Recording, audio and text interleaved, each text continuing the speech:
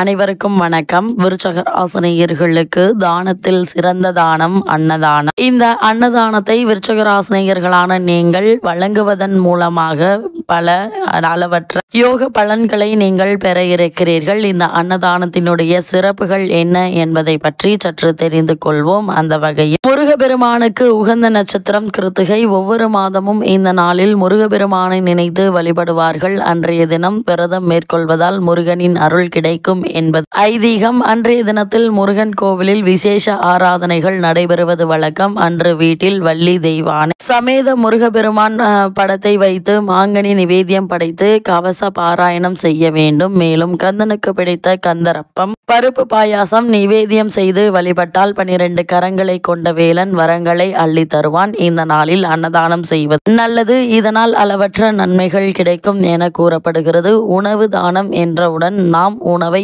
எவ்வாறு சாப்பிட வேண்டும் உண்ண வேண்டும் என்று பார்க்கும்போது நொறுங்க தின்றால் 100 வயது என்பர். எனவே நன்றாக மென்று சாப்பிட வேண்டும். பசிக்காத நேரத்தில் சாப்பிடக்கூடாது. கவலை தூக்கம் கோபம் ஏற்படும் போது உணவு உண்ணக்கூடாது. உண்ணும் உணவை மகிழ்வோடு உண்ண வேண்டும். கையை ஊன்றிக்கொண்டு காலை நீட்டிக்கொண்டும் சாப்பிடக்கூடாது. விருந்தில் தலைவாழை இலை போட்டு இடது ஓரத்தில் உப்பு வைத்த பிறகு கூட்டு பொரியல் பச்சடி மசியல் மண்டி பிறகு வறுத்த பதார்த்தங்கள் சிறிதளவு ஊறுகாய் வைப்பார்கள். வலது பக்கம் உள்ளதெல்லாம் நாம் கூடுதலாக சாப்பிட வேண்டும். அவை அனைத்தும் உடலுக்கு ஏற்றுக்கொள்ளும் உணவாகும். இடது கை பக்கம் உள்ளதெல்லாம் எண்ணெய் சேர்த்த பதார்த்தம் என்பதால் குறைவாக சாப்பிட வேண்டும். உணவில் சிறிதளவு நெய் சேர்ப்பது நினைவாற்றலை அதிகரிக்க செய்யும். அந்த வகையில் விருச்சக ராசினியர்கள் அன்னதானம் வழங்குவதன் மூலமாக உங்களுக்கு மட்டுமில்லாமல் உங்களுக்கு பிறகு வரப்போகும் 7 தலைமுறைகளின் பித்ருதோஷம் நீங்கி புண்ணிய பலன்கள் நிறைந்து கிடைக்கும் என்பது ஐதீகமாக உள்ளது.